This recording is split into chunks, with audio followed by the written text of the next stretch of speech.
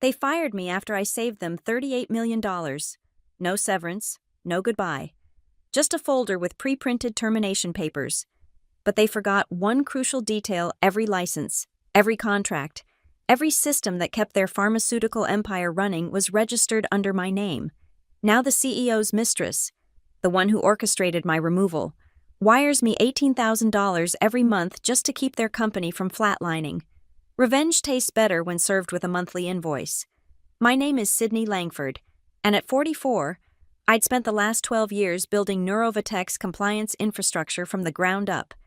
The morning everything changed started like any other black coffee, FDA reports, and a 9:30 a.m. meeting that would typically bore everyone except me. I'd just wrapped up the Patterson lawsuit, a $38 million nightmare that could have buried us. Instead, I found every loophole, documented every precedent, and walked us out of that courtroom without paying a cent. Gregory Lane, our CEO, had actually smiled at me that day, a rare occurrence for a man who treated emotions like unnecessary expenses. "Outstanding work, Sydney," he'd said, his hand briefly touching my shoulder before retreating to his corner office. I should have noticed how his eyes had already shifted past me, toward the elevator where she was waiting. Ava Keene arrived 3 weeks later, all sharp angles and sharper ambition wrapped in a Saint Laurent suit that probably cost more than my monthly mortgage. Efficiency Director. Her business card read, a title that didn't exist in any organizational chart I'd ever seen. She was 28, maybe 29, with the kind of confidence that comes from knowing you're untouchable. "Sydney," she'd exclaimed during her first tour. Her voice pitched just loud enough for the entire compliance floor to hear. "I've heard so much about you. Gregory says you're absolutely irreplaceable." The way she said it, drawing out each syllable, made it sound like a diagnosis rather than a compliment. I watched her study my office, the physical files, the handwritten notes, the old-school desk calendar where I tracked license renewals. Her perfectly sculpted eyebrow arched slightly. Still using paper.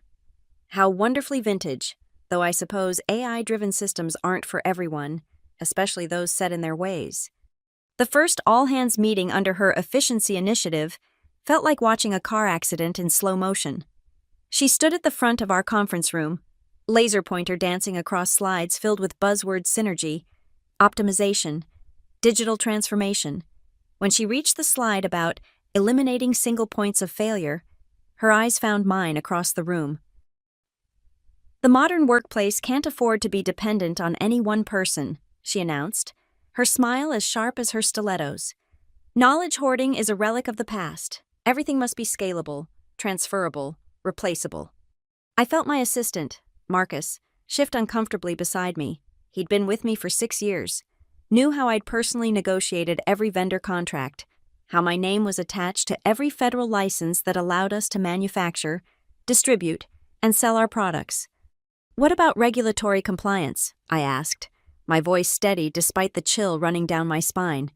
"Some authorizations can't simply be transferred." Ava's smile widened. "That's exactly the kind of old thinking we need to eliminate. There's always a workaround, Sydney, always." After the meeting, I found myself alone in the elevator with her. She pressed the button for the executive floor, though her office was supposedly on mine. "Gregory's waiting for me," she said, examining her manicure. "We have a dinner meeting to discuss the future structure of the company." She paused, letting the words hang between us. "He values forward-thinking people who understand that change is inevitable." The elevator doors opened, and she stepped out, her heels clicking against the marble with metronomic precision. Just before the doors closed, she turned back.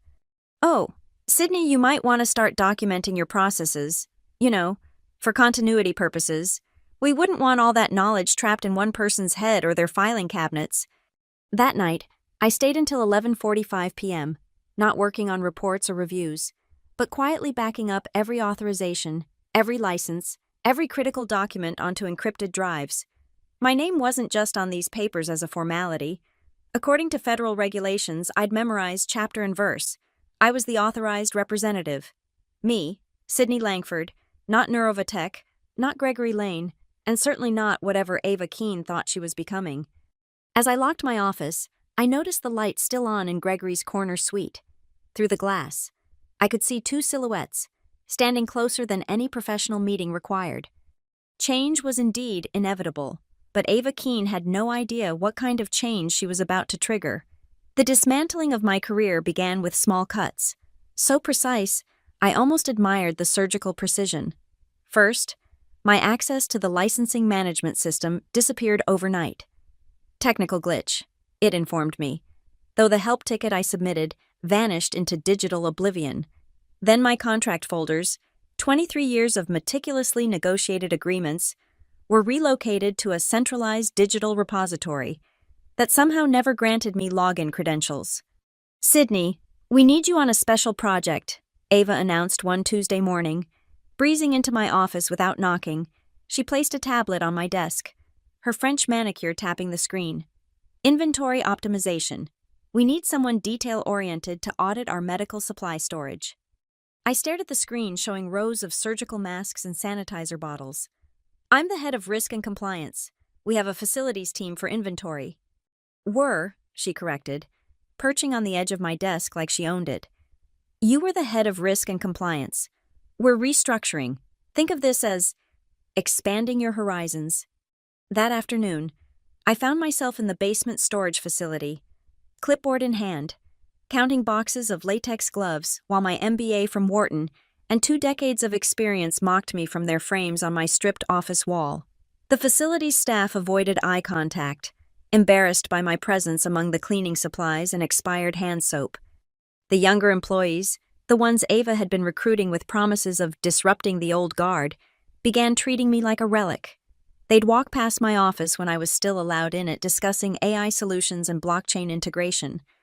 Voices pitched just loud enough to ensure I heard every word about dead weight and pension collectors.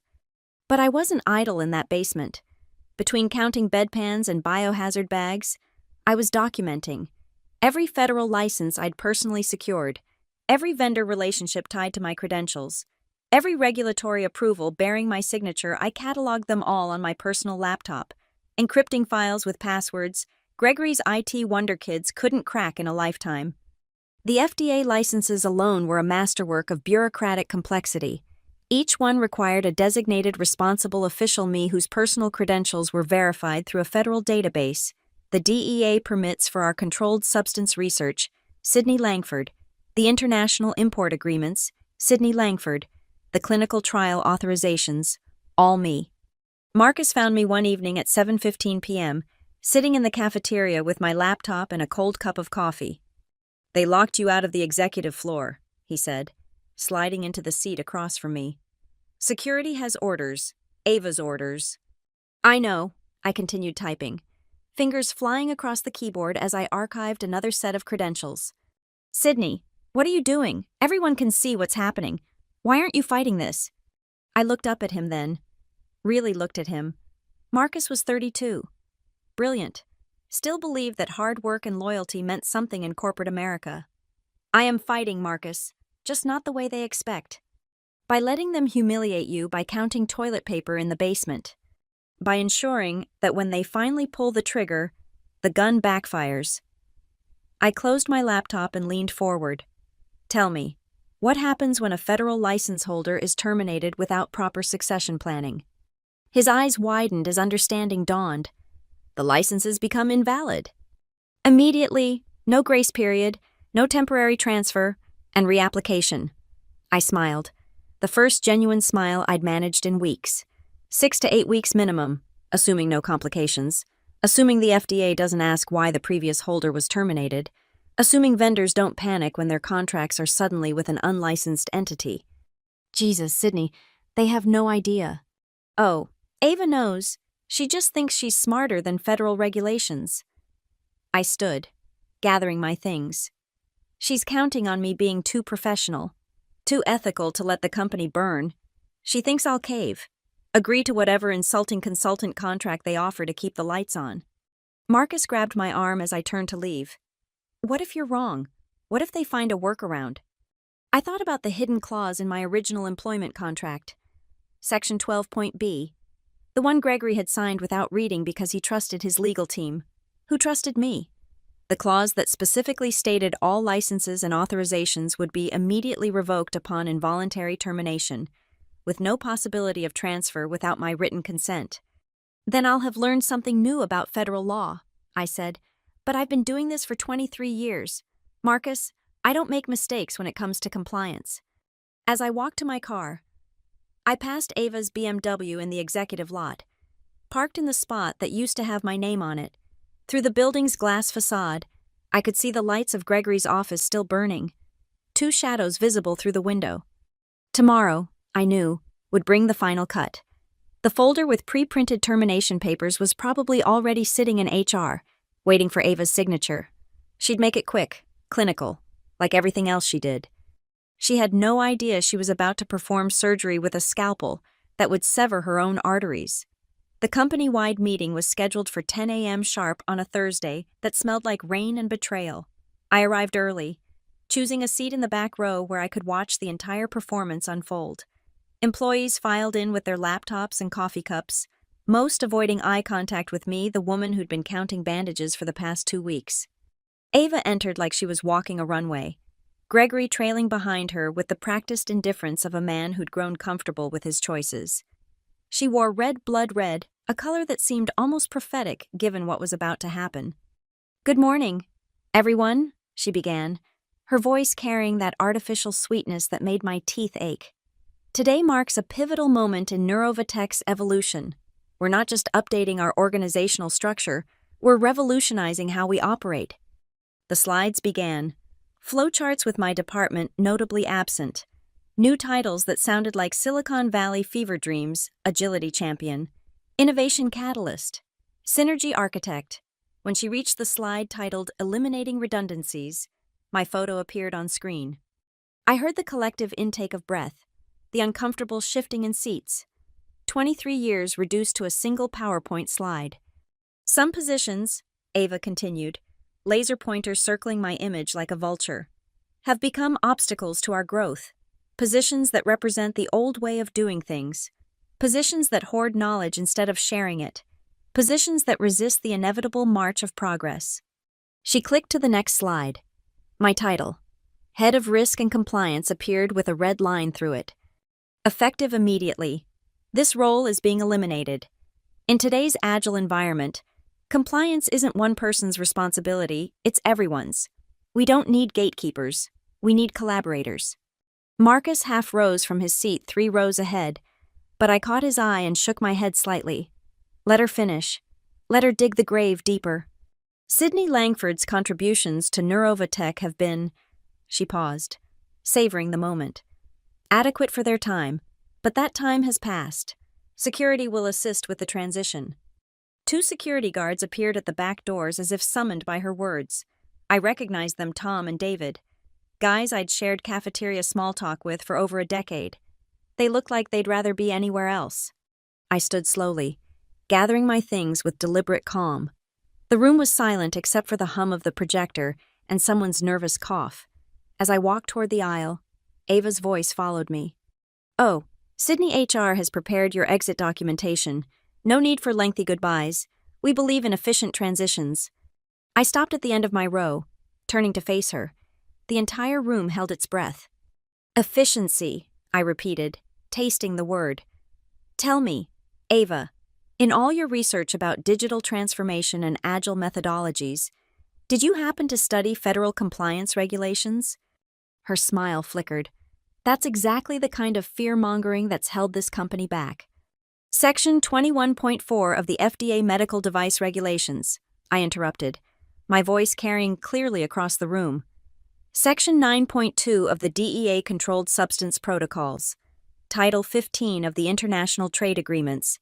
Would you like me to continue listing the federal statutes that require a designated responsible official?" "Security," she snapped, but I was already walking toward the exit. Tom stepped aside as I approached, muttering, "Sorry, Sydney." "Don't be," I told him. "You're just doing your job. Unlike some people, you actually understand what that means." The HR office was a sterile beige room that smelled like disappointment and cheap air freshener. The folder was waiting, just as I'd predicted. Pre-printed termination letters, benefits information I wouldn't receive, and a non-disclosure agreement thick enough to choke on. "Sign here," the HR representative said, sliding the papers across the desk. She was new, probably hired by Ava, young enough to think this was just another Thursday. I read every line, every clause, every carefully worded threat. When I reached the signature page, I smiled. There it was, the standard termination agreement, citing elimination of position as the cause. No severance, no continuation of benefits, no consultation period. I signed my name with a flourish, then added a note at the bottom. Termination acknowledged, per Section 12.b of Original Employment Contract dated March 15th, all federal authorizations terminated effective immediately. The HR rep frowned. "What does that mean?" "It means," I said, standing and smoothing my skirt, "that in approximately 48 hours, Ava Keene is going to learn the difference between disruption and destruction." I left through the main lobby, passing the wall of awards and recognition plaques. My name was on 6 of them. By tomorrow. I wondered if they'd already be in the dumpster with my office plants and family photos. Outside, the rain had started. Soft and steady like tears the building couldn't cry. I sat in my car for a moment, watching employees return to their desks through the glass windows, business as usual, the machine grinding on. My phone buzzed. "Marcus. They're already in your office, boxing everything up. Ava's supervising personally." I typed back, "Tell her to be thorough. Wouldn't want to leave any knowledge behind." Then I started the engine and drove away from Neurovatech for the last time, leaving behind 2 decades of memories and a ticking time bomb that Ava Keene had just armed with her own ambition. 47 hours and counting. The first system alert hit at 6:47 a.m. on Saturday. I was enjoying coffee on my deck, watching the sunrise paint the sky in shades of vindication, when my personal phone buzzed with a forwarded message from Marcus, urgent vendor portal rejecting all access attempts. Please advise. By 7:15 a.m., the panic had escalated. My phone lit up with notifications from former colleagues, their messages ranging from confused to desperate. The FDA database had flagged Neurovatech's manufacturing license as invalid, authorized representative terminated. The DEA portal showed similar results. Every system that required federal compliance verification was systematically locking out the company. I took another sip of coffee and opened my laptop to watch the disaster unfold in real time through the industry monitoring services I still had access to. 8:23 a.m. First major vendor suspended shipments. 9:41 a.m. Clinical trial database froze Neurovatech's access pending verification of authorized personnel. 10:12 a.m. The company's main pharmaceutical distributor sent a cease and desist notice. My phone rang. Marcus, breathing hard like he'd been running. "Sydney, it's chaos. Absolute chaos. The entire quality assurance system is down. We can't verify any shipments, can't access patient data, can't even print labels because the FDA registration is showing as invalid." "Have they tried logging in with Ava's credentials?" I asked, already knowing the answer. "She doesn't have any. She never bothered to get certified. Said it was unnecessary bureaucracy. Sydney, we have $3 million worth of product that needs to ship Monday and no way to generate the compliance documentation." In the background, I could hear shouting, doors slamming, the sound of a multi-million-dollar company discovering that efficiency without expertise equals extinction. "Where's Gregory?" I asked. "His jet landed 40 minutes ago. He cut his Aspen trip short when the board started calling." "Sydney." Marcus's voice dropped to a whisper.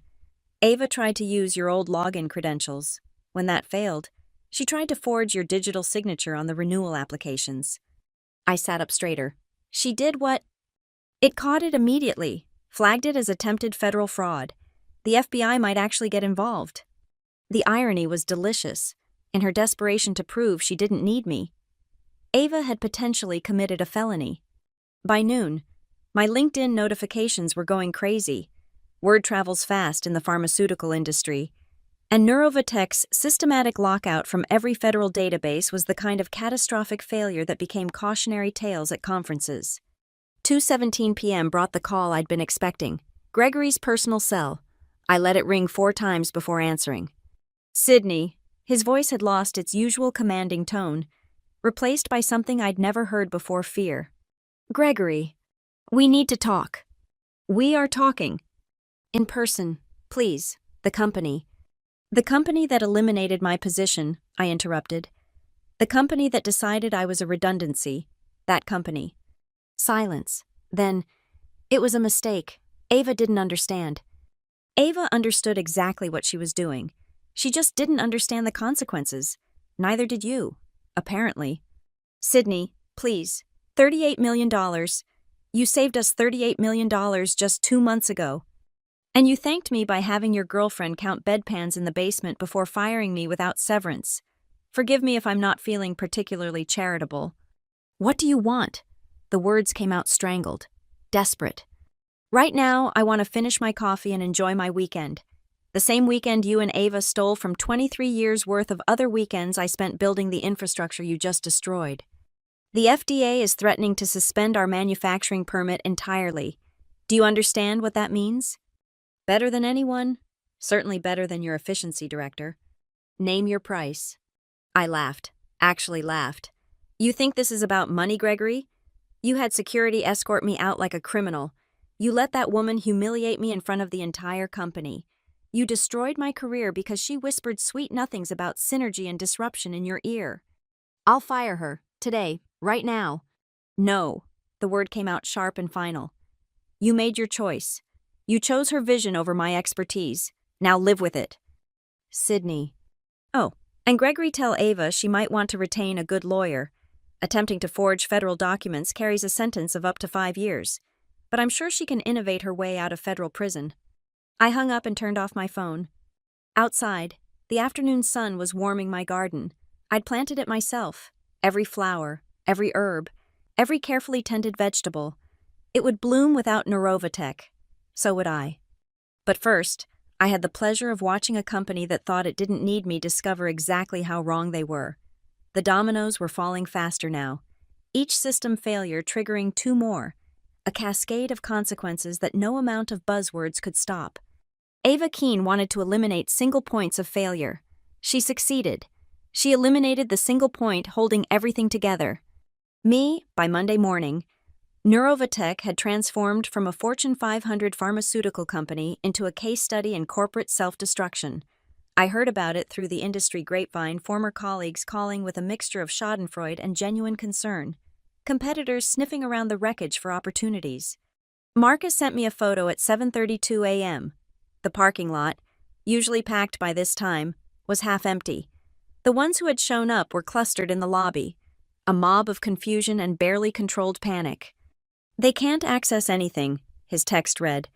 Payroll system requires compliance verification. Insurance portal locked. Even the cafeteria vendor canceled because we're flagged as non-compliant entity in their system. I'd underestimated the ripple effects. When I'd mapped out the consequences of my departure, I'd focused on the obvious manufacturing, distribution, regulatory filings, but compliance tentacles reached everywhere. Every system that touched federal regulations, every vendor that required liability verification, every process that needed an authorized signature, all frozen. My email inbox was exploding with automated notifications from systems I'd been removed from, all variations of the same theme. Action required no valid compliance officer on file. At 9:45 a.m., the real circus began. Gregory sent a company-wide email, a masterpiece of corporate desperation dressed up as leadership. Team, we are experiencing temporary technical difficulties with some of our systems. Rest assured, we are working diligently to resolve these issues. Ava Keene will be leading a task force to streamline our processes during this transition. Streamline, even facing complete operational collapse. They couldn't abandon the buzzwords. The responses, which someone helpfully forwarded to me, ranged from confused to mutinous. The senior scientists were threatening to walk. The legal team was in full panic mode. The board was demanding answers that Gregory couldn't provide without admitting he'd let his mistress fire the person holding the company's federal lifeline. By 2 p.m., Ava had apparently attempted to take charge. According to Marcus, she'd called an emergency meeting, standing at the same podium where she'd announced my termination just 4 days earlier. But instead of her usual polished presentation, she'd fumbled with printed emails and handwritten notes. trying to explain why every critical system was rejecting their access. She actually said, and I quote, "We just need to think outside the box and leverage our collective creativity," Marcus reported. Dr. Peterson from R&D walked out, just stood up and left. Others followed. The coup de grace came at 4:27 p.m. The FDA sent an official notice. Neurovatech had 72 hours to designate a qualified compliance officer or face immediate suspension of all manufacturing and distribution licenses. The notice was copied to the board of directors, major shareholders, and in a twist that made me smile, all registered competitors. My phone rang, a number I didn't recognize. "Ms. Langford, this is Patricia Wong from the board of directors." Patricia Wong, the only board member who'd questioned Ava's appointment, according to the rumors. Smart woman. "Ms. Wong," I acknowledged. "I'll be direct. We've just concluded an emergency board meeting. The scope of the situation has become clear. Gregory Lane has been placed on administrative leave pending review." I waited. In negotiations, silence was often more powerful than words. "And Ms. Keene," Patricia continued, her tone carefully neutral, "has submitted her resignation, effective immediately." "I see. The board would like to discuss terms for your immediate return." "No, Miss Langford. Ms. Wong, your board signed off on my termination. Your board allowed Gregory to hand control to someone whose only qualification was her relationship with him. Your board stood by while I was humiliated and discarded after 23 years of service. Some of us voiced concerns, but not enough to stop it." She sighed. "What would it take for me to return to Neurovatech?" "Nothing. There is no offer that would make me walk back into that building as an employee." "Then the company will fail. You understand that thousands of jobs, millions in shareholder value, critical medications that patients depend on, all of it dies without a compliance officer." I looked out at my garden, where the late afternoon sun was casting long shadows. "The company made its choice, Ms. Wong. It chose efficiency over expertise, style over substance, a pretty face over decades of experience. Choices have consequences." "You're really going to let it burn?" "I'm not doing anything. I'm sitting in my home, enjoying my forced retirement, while Neurovatech experiences the natural consequences of its own decisions. If that looks like burning to you, perhaps you should have invested in better fire prevention." I ended the call and poured myself a glass of wine. Somewhere across town, a multi-billion-dollar company was discovering that you can't optimize away expertise, can't streamline knowledge built over decades, can't replace dedication with buzzwords and ambition. Ava Keene had wanted to eliminate single points of failure. She'd succeeded brilliantly. She'd eliminated the single point that was preventing failure. Tomorrow would bring new desperate offers, new pleas, new attempts to undo what couldn't be undone. But tonight, I raised my glass to the sunset and to the beautiful, terrible truth that some lessons can only be learned through catastrophe. Neurovatech was learning. The question was whether they'd survive the education. The email arrived Tuesday evening at 6:43 p.m., marked urgent with 3 red exclamation points, Gregory's personal signature of desperation. I almost deleted it unread, but curiosity won. After all, watching him grovel had become my new favorite pastime. "Sydney, I know you have every right to ignore this message. What we did, what I allowed to happen, was inexcusable. But I'm not writing as the CEO who failed you. I'm writing as someone facing the complete destruction of everything we built together over 2 decades. We," as if he'd been there during the 16-hour days navigating FDA audits, the endless nights reconciling international compliance standards, the weekends spent building relationships with regulators who trusted me, not Neurovatech. "The board has authorized me to offer you a consulting arrangement. Name your terms, 6 months, 12 months, whatever you need.